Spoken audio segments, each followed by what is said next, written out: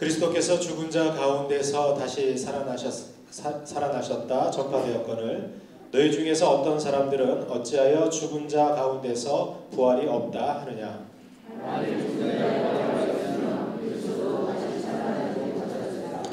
그리스도께서 만일 다시 살아나지 못하셨으면 우리가 전파하는 것도 헛것이요 또 너희 믿음도 헛것이며 또 우리가 하나님의 권위심으로 받아들이니 우리가 하나님이 그리스도를 다시 살아나고 하였으나 하나님이 죽은 자가 다시 살아나는 것이었으며 하나님이 그리스도를 다시 살아나게 하셨다.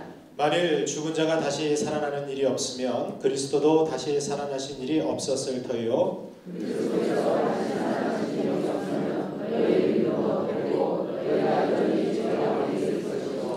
또한 그리스도 안에서 잠자는 자도 망하였으리니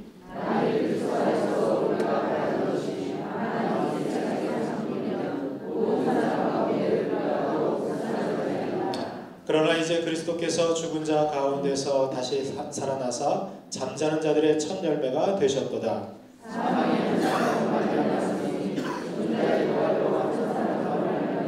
함께 읽겠습니다. 아담 안에서 모든 사람이 죽은 것 같이 그리스도 안에서 모든 사람이 삶을 얻으리라. 아멘. 네, 오늘 이 새벽에도 이 아침에도 여러분들에게 하나님의 은총이 함께하기를 축복합니다. 우리 좌우에 계신 분들한테 이렇게 인사할까요? 예수님 부활하셨습니다. 네, 아마 지난 한 주 동안 우리가 이제 고난 주간을 지냈는데 저는 지금까지 이렇게 신앙생활하면서 지난 한 주간 동안처럼 그렇게 죽음을 깊게 생각한 그런 고난 주간이 없었던 것 같습니다. 물론 그 고난 주간 동안에 예수 그리스도의 십자가의 죽으심을 우리가 묵상하고 또 그 사랑에 대해서 감사하고 이렇게 지냈지만 또 개인적으로 지난 그 한 주 동안에 저희 지역교회에서 장례가 3건이 있었어요. 그 가운데 화요일 날 제가 2건의 장례를 이렇게 치렀는데 아침 일찍이 저기 아산병원에 가서 장례를 치르고 성남 화장대에 가서 화장 내식을 했습니다. 근데 그날 그 처음 장례를 치른 그 대상은 9개월 된 영아였어요. 그러니까 태어난 지 그러니까 9개월에 이제 미숙아로 태어나서 한 2주 정도 이렇게 뭐 수술도 받고 또 치료를 했지만 결국 그 생명이 살아나지 못하고 이제 장례를 치르게 됐습니다. 근데 이제 그 부모는 신앙이 없으신 분인데 저희 사교의 그 장로님 조카분이시라서 좀 부탁을 하셨어요. 그래서 너무 안타깝고 또 주변에 있는 분들도 그 가족들도 이렇게 장례에 좀 참여하기 어려운 그런 상황이었더라고요. 그래서 저희 이제 교우들하고 같이 가서 장례를 치르는데 참 마음이 아프더라고요. 그 9개월 됐으니 뭐 그죠? 그리고 제가 얘기 들어보니까 그 아이가 태어났을 때 1kg도 안 됐다고 그래요. 한 900g 정도.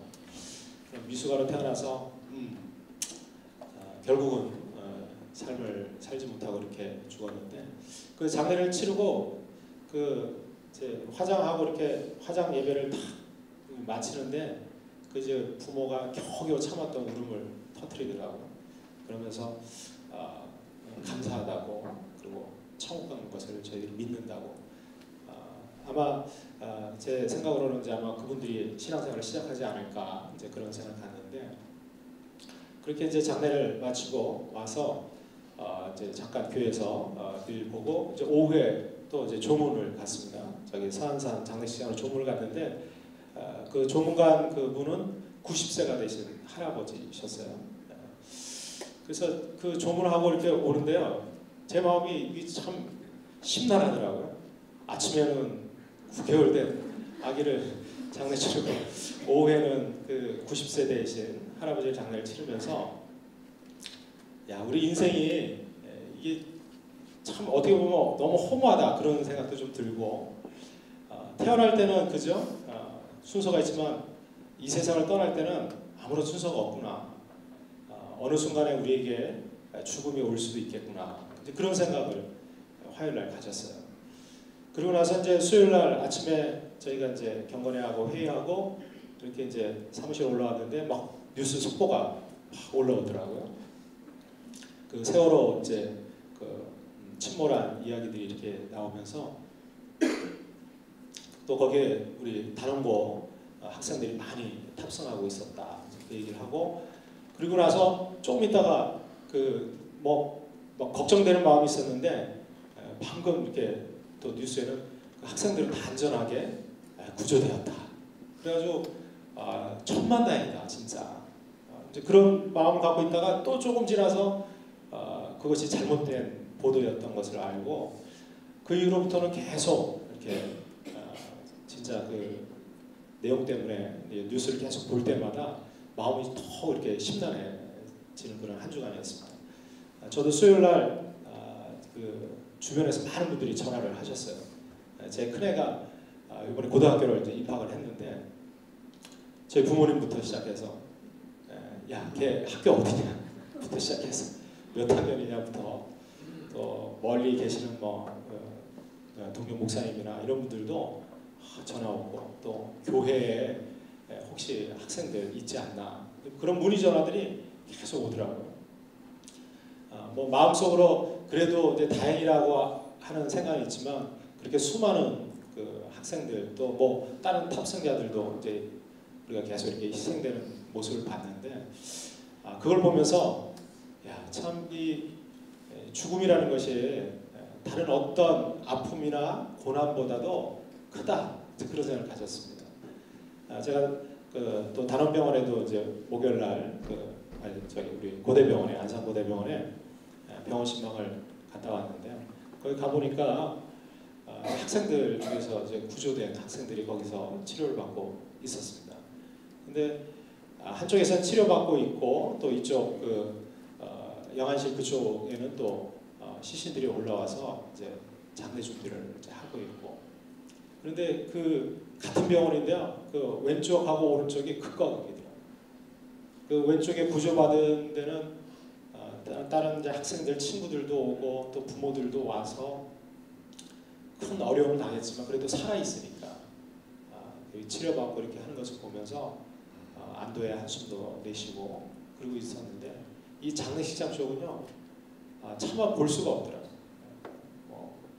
거기는 완전히 그냥 정말 침통하고, 제가 그거 보면서 야, 아무리 많이 다치고 힘들고 병들고 괴로워도 그래도 생명이 있다는 거, 우리가 살 수 있다는 거, 죽음을 벗어났다는 거, 이것이 얼마나 큰 감사의 조건인가, 그런 생각을 갖게 되었습니다. 그래서 실은 이제 오늘 그 부활주일이라서 그 부활절 설교 이 준비를 실은 월요일 날 이렇게 하고 원고를 이제 주고 받는다고 그래서 제가 화요일 날 아침에 이렇게 주고 갔거든요, 장례를 치르러. 그래서 어떤 설교를 해야 될까 그런 마음들도 있었지만, 정말 지금 우리 나라에 또 우리에게 가장 필요한 말씀이 바로 이 부활이 아닌가, 그런 생각을 가졌습니다. 왜냐하면 여러분들 아까 제가 말씀드렸지만 세상에서 가장 큰 고통, 아픔이 있다면 그것은 죽는 거예요. 여러분들 아무리 힘든 불치의 병도 죽으면 끝나거든요. 죽음을 이길 수 있는 병이 없어요. 죽음을 이길 수 있는 괴로움도 없습니다. 여러분들 삶에 아무리 고난이나 괴로움, 정말 내가 감당할 수 없는 그런 어려움이 있을지라도 죽으면 그것도 끝나는 거예요. 그래서 세상 사람들은요, 아무리 괴롭고 고통스럽고 절망 가운데 있을 때 그것을 벗어나는 유일한 탈출구를 죽음으로 선택하는 거예요. 왜냐하면 죽음을 이길 수 있는 그 어떤 것도 세상에는 없기 때문에 그렇습니다. 그래서 이 죽음이라고 하는 것은 아주 강력한 힘이 있죠. 어쩌면 세상 사람들에게 있어서 이 땅에 생명이 있는 모든 사람들, 모든 대상에게 있어서 이 죽음이라고 하는 것은 그만큼 강력한 힘이 있다는 것이죠. 그런데 이 죽음을 이기는 유일한 더 큰 힘이 있어요. 그것이 바로 부활인 줄 믿습니다. 그래서 오늘은 제가 어쩌면 온 국민이 이 죽음 때문에, 이 죽음의 영, 어두운 영 때문에 침통에 빠져 있는데, 오늘은 예수님 부활하신 것처럼 저와 여러분들도 이 부활을 경험할 수 있는 그런 삶이 되시기를 주님의 이름으로 축복합니다. 특별히 지금 큰 상처를 입고 또 유가족들이 많이 있는데 그분들에게도 하나님이 이 부활의 은총을 더해 주시기를 주님의 이름으로 축복합니다. 제가 오늘 말씀을 이렇게 고린도전서 15장에 있는 말씀을 나눴는데요. 성경에 보면 이 고린도전서 15장을 우리가 부활장 이렇게 얘기합니다. 그래서 부활이 무엇인가, 그리고 부활의 내용에 대해서 사도 바울이 이 고린도 교회 교인들에게 편지를 보내면서 오늘 말씀을 소개하고 있습니다. 오늘 말씀을 보면 만약 이 부활이 없다면, 다시 살아나는 것이 없다면 세상에서 가장 불쌍한 사람들이 바로 예수 그리스도를 믿는 사람들이다. 왜냐? 부활이 없다면 우리의 믿음도 헛된 것이고 우리가 신앙생활하는 것도 다 헛된 것이라는 것이죠. 여러분들, 예수님이 부활하셨기 때문에 십자가의 죽음도 의미가 있는 줄 믿습니다. 만약에 예수님이 십자가에 달려 죽으시고 그것을 끝났다면 누군가를 위해서 희생하고 죽은 것, 그것을 기릴 수는 있지만 그것이 우리에게 생명의 능력으로 올 수는 없다는 것이죠. 주님이 다시 부활하셨기 때문에 우리도, 저와 여러분들도 바로 영생의 소망을 갖게 된 줄 믿습니다. 오늘 저는 이 아침에 어떻게 하면 우리가 이 땅에 살아가면서 이 부활을 경험할 수 있는 그런 삶을 살 수 있을 것인가, 말씀을 통해서 상고해 보려고 합니다. 여러분들, 먼저 우리가 이 부활을 경험하는 삶을 살기 위해서는 먼저 죽음을 경험해야 될 줄 믿습니다. 오늘 여러분들 12절 13절 말씀에 이렇게 시작이 돼요. 그리스도께서 죽은 자 가운데서 다시 살아나셨다 전파되었거늘 너희 중에서 어떤 사람들은 어찌하여 죽은 자 가운데서 부활이 없다 하느냐. 만일 죽은 자의 부활이 없으면 그리스도도 다시 살아나지 못하셨으리라. 여러분들, 예수님은 죽은 다음에 다시 살아나신 줄 믿습니다. 그러니까 여러분들, 살아있는 사람을 갖다가 우리가 그냥 계속 태어나서 살아있는 사람들을 우리가 부활했다고 얘기하지 않죠. 부활하려면 어떻게 해야 돼요? 반드시 죽음이라는 것을 맛봐야 된다는 것이죠. 그러니까 여러분들, 예수님이 부활하시기 위해서 반드시 거쳐야 될 조건이 있었는데 그것은 바로 십자가에 달려 죽으신 거예요. 여러분들, 예수님이 십자가에 달려 죽지 않으면 부활의 영광은 맛볼 수 없다는 것이죠. 그러니까 십자가의 죽음 없이는 부활의 영광도 없다는 거예요. 여러분들, 이것은 우리 모든 신앙인들에게도 공통적으로 주어지는 것입니다. 우리가 부활의 영광을 맛보기 위해서는 십자가의 고난과 십자가의 죽음을 맛보지 않고는 부활의 영광을 우리가 참여할 수 없다는 것이죠. 그런데 여러분들, 우리가 어떻게 하면 날마다 이렇게 죽음을 경험할 수 있는 삶을 살 수 있을까요? 이것은 뭐 자살하라는 얘기가 아니에요. 그죠? 육신의 목숨을 끊어라, 그렇게 해서 죽음을 경험하라, 그런 것이 아니라는 것이죠. 오늘 12절에 보면 바로 그리스도께서 죽은 자 가운데서 다시 살아난다. 바로 이 부활은 죽은 자들에게 주어지는 하나님의 놀라운 능력이라는 것이죠. 바울은 우리가 이 죽는 이유, 이 죽음이라는 것이 우리에게 찾아오는 이유에 대해서 분명히 얘기하고 있어요. 로마서 7장 20절 이하에 보면 사도 바울이 이렇게 얘기하죠. 만일 내가 원하지 아니하는 그것을 하면 이는 행하는 자니 내가 아니요 내 속에 거하는 죄니라 그랬어요. 여러분들, 죽음이 왜 이 땅에 오게 되었습니까? 우리의 삶에 왜 죽음이 찾아오게 되었을까요? 그것은 바로 죄 때문입니다. 그런데 하나님께서 아담과 하와를 창조하실 때 그때 에덴 동산에는 죽음이 없었어요. 영원히 사는 영생의 삶이 주어진 거였어요. 그런데 여러분들, 이 아담과 하와가 왜 죽음이라는 것이 생겼을까요? 선악과를 따먹고 죄를 짓고 타락함으로 인해서 그들에게 죽음이라는 것이 찾아오게 된다는 거죠. 그러니까 여러분들, 이 죽음의 문제는 엄밀히 얘기하면 죄의 문제입니다. 왜 우리에게 이런 죽음이 오게 되었나? 그것은 죄 때문입니다. 어떤 분들은 그래요. 우리 주변에서 죽어가는 사람들이 저 사람은 죄도 없는데 왜 죽을까? 아니요. 성경은 분명히 얘기하고 있습니다. 세상에 의인은 없나니 하나도 없다. 모든 사람이 죄를 범하였음에 하나님의 영광에 이르지 못하다. 여러분들, 우리 모두는 죄인인 줄로 믿습니다. 이 죄 때문에 죽음이 오게 되었다는 것이죠. 그러면 여러분들, 우리가 죽음을 경험하기 위해서는 어떻게 할까요? 이 죄된 것들을 계속 날마다 우리가 죽여야 돼요. 이 죄의 소욕들, 죄의 이 욕망들을 우리가 죽일 때 우리가 죽음을 경험하게 된다는 것이죠. 사도 바울은 로마서 7장 24절에 이렇게 고백했어요. 오라, 나는 공고한 사람이로다. 이 사망의 몸에서 누가 나를 건져내라. 이게 사도 바울의 탄식이에요. 근데 여러분들, 사도 바울이 이 로마서 7장에서 이렇게 탄식할 때 이 사도 바울이 거듭나지 않았을까요? 이 사도 바울이 구원의 확신이 없었을까요? 아니요. 지금 이 사도 바울이 로마서를 쓸 때는 이미 이방인의 사도로, 이미 다메섹 도상에서 회심한 이후에 온 곳을 다니면서 복음을 증거하고 전파했던 이 사도 바울, 로마 교회를 향해서 편지를 쓰면서 이제 자기가 죽을 날이 얼마 남지 않았다는 것을 직감하고 로마 교인들한테 편지를 보낸 것이 로마서거든요. 그러니까 이미 사도 바울은 구원받고 그리고 분명한 영생의 소망이 있었던 사람이 바로 이 사도 바울이었어요. 거듭난 사람이죠. 그럼에도 불구하고 이 사도 바울이 고백하는 거예요. 나는 공고한 사람이다. 이 사망의 몸에서 누가 나를 건져내냐. 그러면서 이렇게 또 고백합니다. 내 속에서 두 개의 법이 싸우고 있다. 하나는 바로 하나님의 뜻대로 살고자 하는 성령의 법, 또 하나는 내 육신의 법이 계속해서 싸우고 있다. 근데 이 육신의 법은 무엇이에요? 나를 죽음으로 이끄는 그런 법이라는 거죠. 여러분들, 우리가 거듭나고 구원받고 하나님의 자녀가 됐음에도 불구하고 여전히 우리 속에는 죄성이 남아있는 줄 믿습니다. 어떤 그 구원파나 이런 데서는 한번 거듭나면 우리 죄가 모두 용서받았기 때문에 회개기도 할 것이 없다 이렇게 얘기하는데 그렇지 않아요. 그런데 사도 바울도 고백하잖아요. 그 위대한 사도 바울도 나도 곤고한 사람이다. 누가 나를 이 사망의 몸에서 나를 건져내고, 여전히 이 죄의 소욕이 내가 이방인의 사도로 주를 위해서 헌신하고 이렇게 쓰임받고 있음에도 불구하고 여전히 자신의 실존적인 고민은 나를 누가 이 사망의 몸에서 건져낼 수 있으리라. 자기 속에 있는 이 죄성에 대해서 낱낱이 고백하고 있다는 것이죠. 여러분들, 이 죄가 우리를 자꾸 죽음으로 이끄는 줄 믿습니다. 그래서 로마서 8장 5절에 보면 사도 바울이 한 법을 깨닫습니다. 내 힘으로는, 내 능력으로는 이 죄의 유혹, 그래서 이 죽음으로 이끌어가는 이 죄의 능력을 내가 이길 수 없다는 걸 깨달아요. 그런데 한 가지 법을 깨닫는데 그것은 바로 죄와 사망의 법에서 나를 해방시킬 바로 성령의 법이 나를 자유케 한다는 사실을 깨닫게 됩니다. 그래서 로마서 8장 5절에 5절 6절에 보면 사도 바울이 이렇게 고백하죠. 육신을 따르는 자는 육신의 일을, 영을 따르는 자는 영의 일을 생각하나니 육신의 생각은 사망이요 영의 생각은 생명과 평안이니라. 내 속에 여전히 죄성이 있고 이 죄의 유혹이 자꾸 우리를 죽음으로 이끌어가지만 그래도 나에게 주신 보혜사 성령님, 그 영의 생각을 내가 따라서 행하면 나를 어디로? 생명과 평안으로 인도해 주실 것이라는 것을 이 사도 바울이 깨닫는 것이죠. 여러분, 그렇습니다.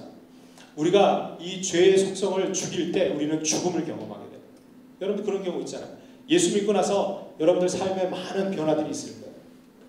저도 굉장히 성격이 급하고요, 다혈질적인 사람입니다. 저도 욱하는 성질이 있습니다. 근데 예수 믿고 나서 어떻게 해요? 성질 많이 죽었어요. 여러분 그런 분들 많죠. 여기. 아까 우리 그 솔리스트로 하셨던 허모 장로님이라고, 이분은요 얼마나 제가 보니까 이 성격이요 아주 급하세요. 오늘 부부가 솔리스트로 하셨는데 저분들의 라이프 스토리를 들어보면 예수 믿은 게 정말 천만다행이에요. 예수 안 믿었으면 벌써 가정이 깨졌습니다. 제가 그 얘기를 들었거든요. 얼마나 성격이 이렇게 강하신 장로님인지 몰라요. 근데 예수 믿고 변화되니까 어떻게 해요? 성질 다 죽었어요. 지금 쥐어서 삽니다. 시키는 대로 다 하고. 그래서 지금은 허락받고 응답받고 특함받은 그런 장로님 되셨어요.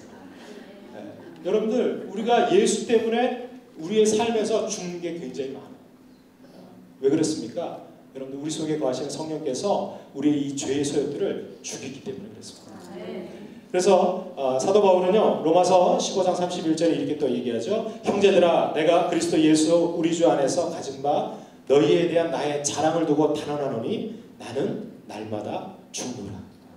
여러분들, 사도 바울이 그렇게 얘기하는 거예요. 사도 바울이 나는 단언컨대 너희들에게 자랑할 것 딱 한 가지 있다. 그것은 나는 날마다 죽는다. 여러분들, 이 얘기가 뭐예요? 사도 바울이 날마다 자기가 죽었다는 거예요? 생명을 끊었다는 거예요? 아니에요. 내 속에 있는 육체의 소욕, 이 죄의 속성들은 어떻게 해요? 성령의 능력으로 자꾸 죽입니다. 하나씩 이 더러운 죄의 속성들을 죽일 때 내가 거룩하게 성화되어가는 것을 고백하고 있는 것입니다. 여러분들, 이 죄의 속성을 죽이는 것. 그래서 이 사도 바울이 그걸 자랑하는 거예요. 내가 내세울 건 없지만 세상에서 이룬 거 그건 내세울 거 없다. 그러나 내가 주님 안에서 날마다 죽는다. 제가 이 사도 바울이 날마다 이 죽는다, 나의 죄성을 죽였다 그러는데 이 죄성을 우리가 구체적으로 어떻게 하면 죽일 수 있을까?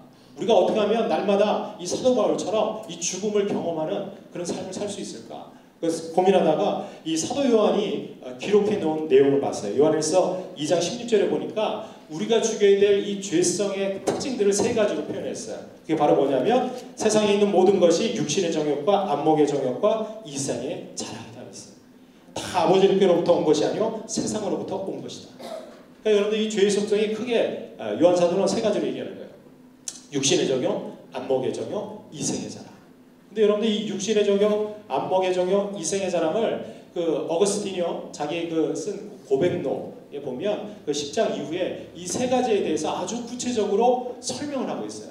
이 어거스틴도 이 죄의 속성, 바로 이 세 가지 영역에서 자신을 끊임없이 이렇게 유혹하고 있는 것을 어떻게 자기가 극복하고 이겨내는지에 대해서 또 고민하고 있는지에 대해서 고백하고 있어요. 거기 보니까 이렇게 얘기해요. 이 육신의 적용은 바로 먹음직한 것. 그래서 특별히 우리 육신에 있는 오감, 5가지 감각이 있죠. 그 오감을 통해서 우리에게 다가오는 유혹들, 죄의 유혹들이 있다는 것이죠. 그것을 이기고 그것을 극복할 때 우리가 죄를 죽이는 그런 삶을 살 수 있다라고 고백하고 있다는 것이죠. 여러분들 오감이 뭐 있어요? 눈으로 보는 거 있잖아요. 보는 거. 보는 것 때문에 여러분들 유혹받잖아요. 그렇죠? 또 어떻게? 들리는 거.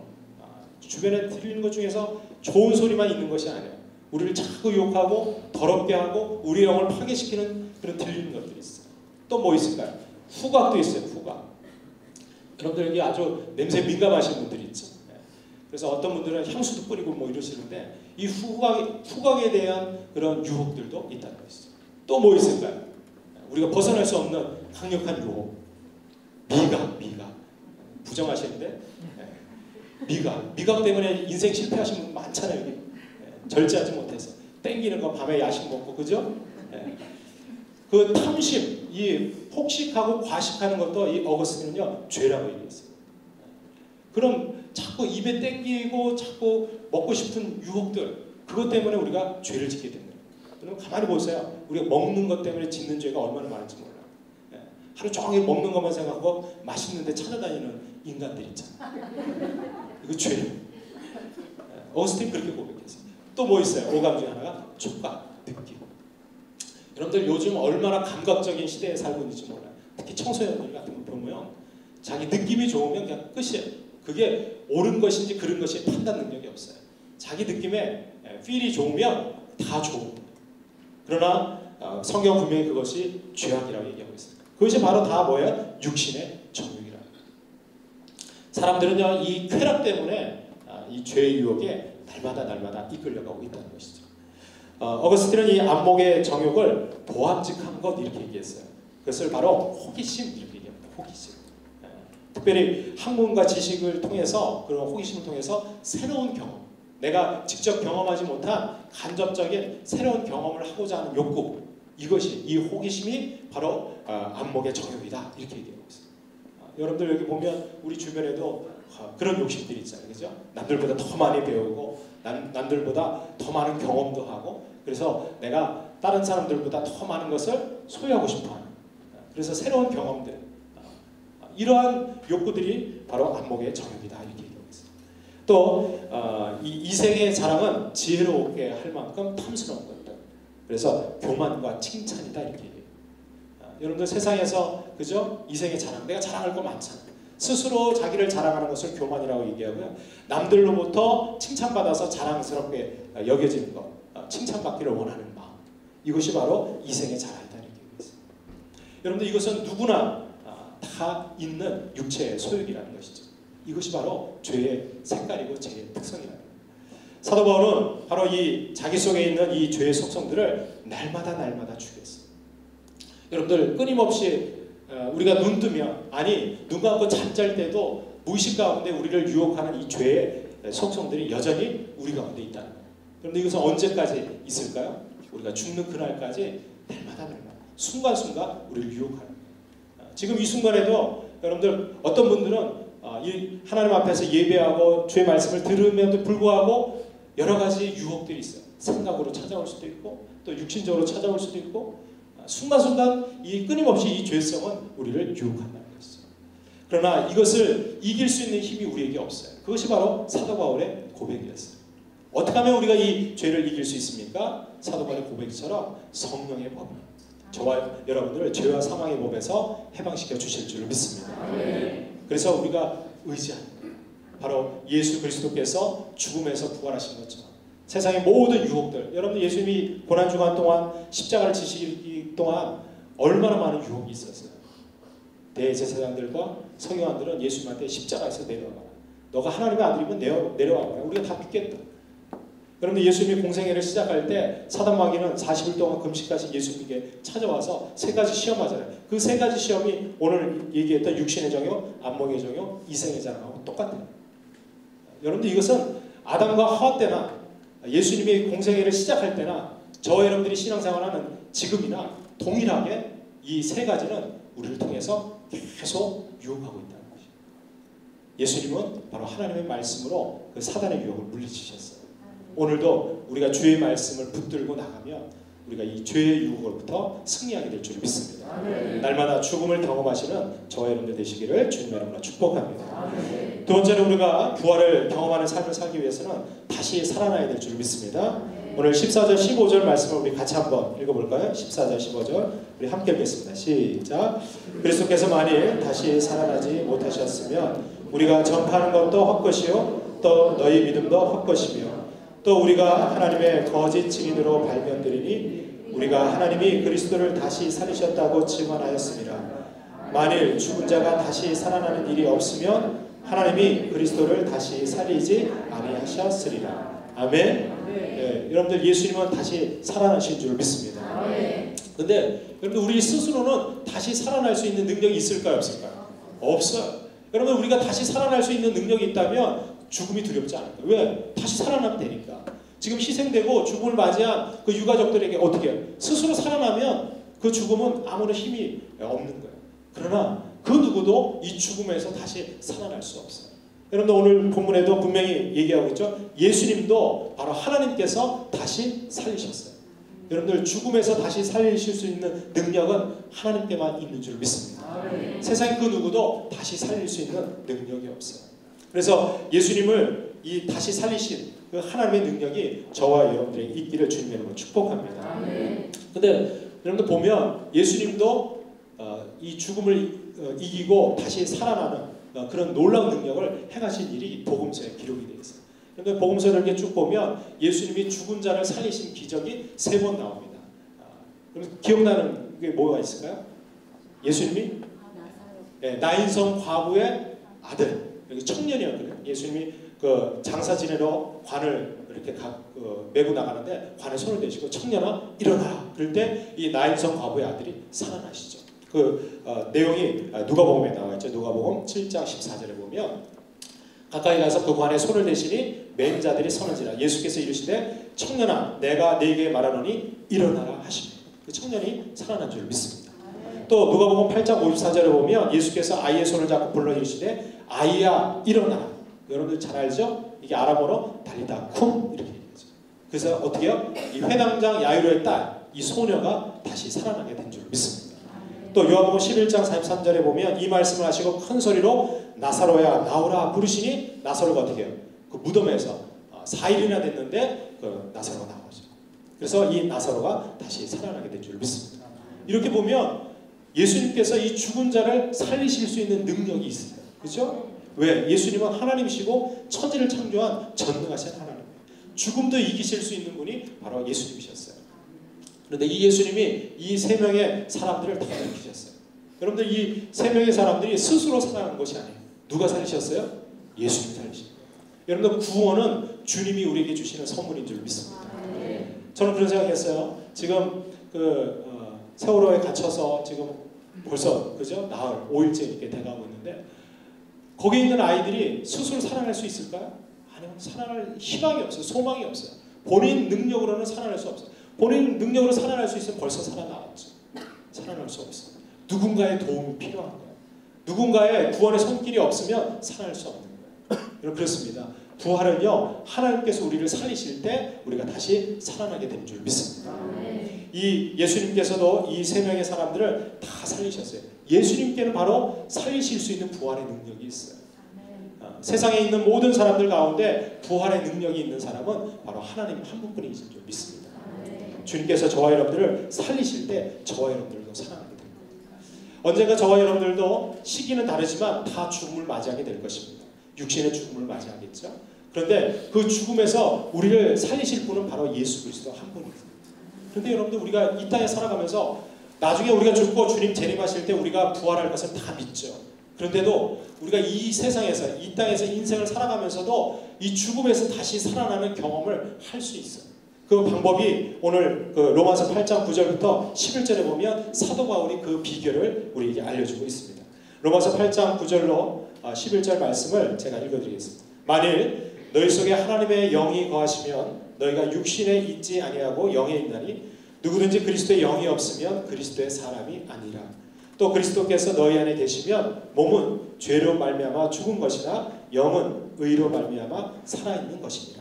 예수를 죽은 자 가운데서 살리신 이의 영이 너희 안에 거하시면 그리스도 예수를 죽은 자 가운데서 살리신 이가 너희 안에 거하시는 그의 영으로 말미암아 너희 죽을 몸도 살리시리라.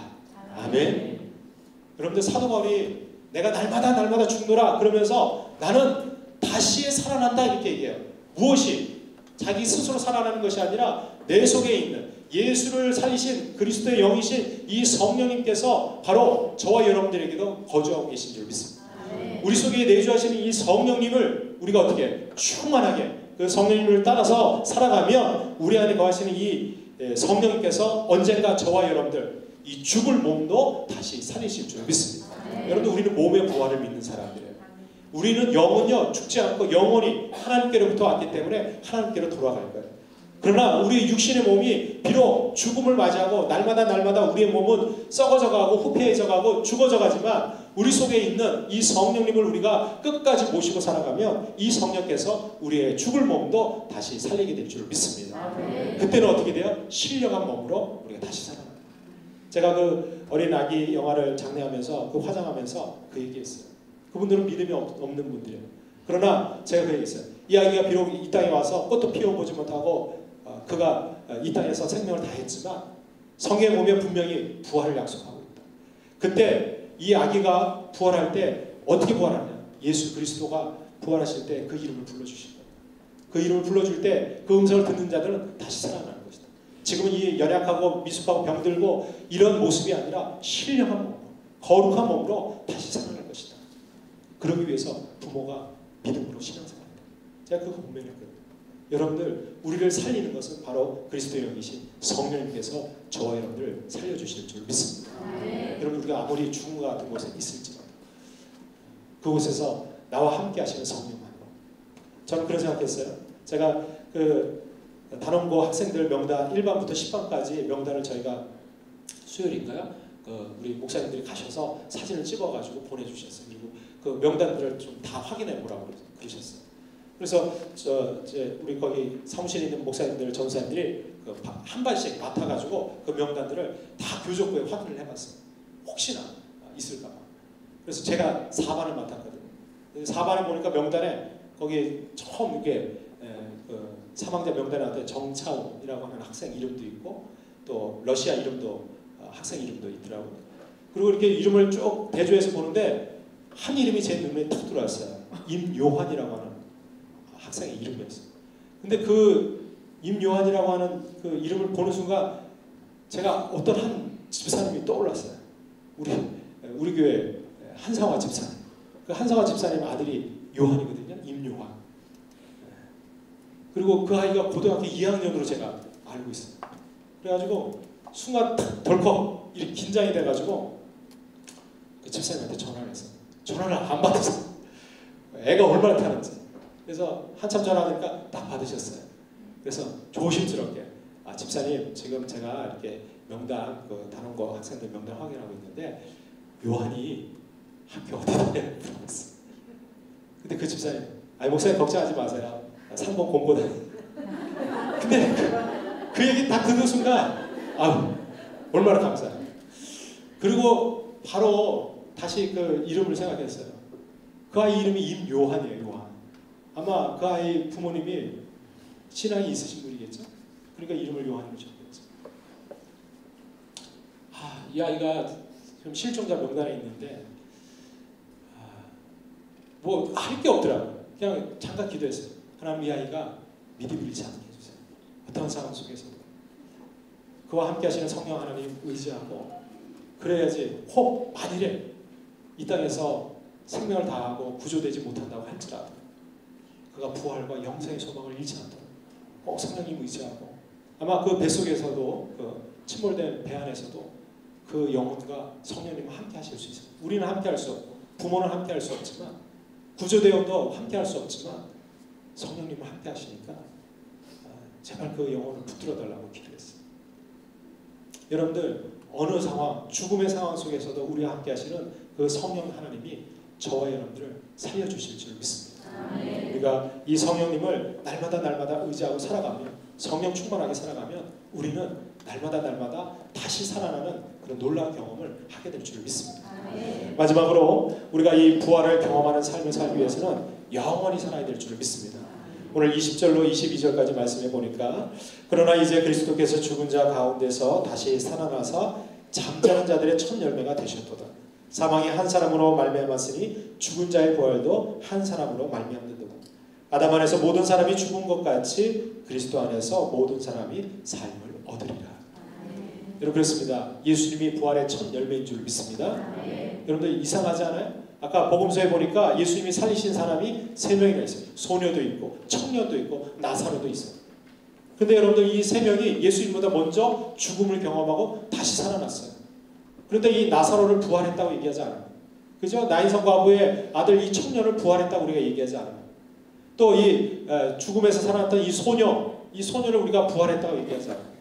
왜 예수님을 부활의 첫 열매라고 얘기할까요? 그것은 이 세 사람도 다 죽음에서 다시 살아났지만, 이 세 사람이 지금 살아있을까요? 죽어있을까요?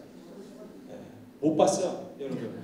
제가 얘기하는데 2000년 동안 살아있을 영혼이 없어요. 다 죽었어요. 어쩌면 이 나사로나 이 소녀도 또 이 청년도 다시 죽음에서 다시 살아나긴 했지만, 그가 나중에 병들어서 죽었던, 나이가 들어서 죽었던, 분명히 죽었을 거예요.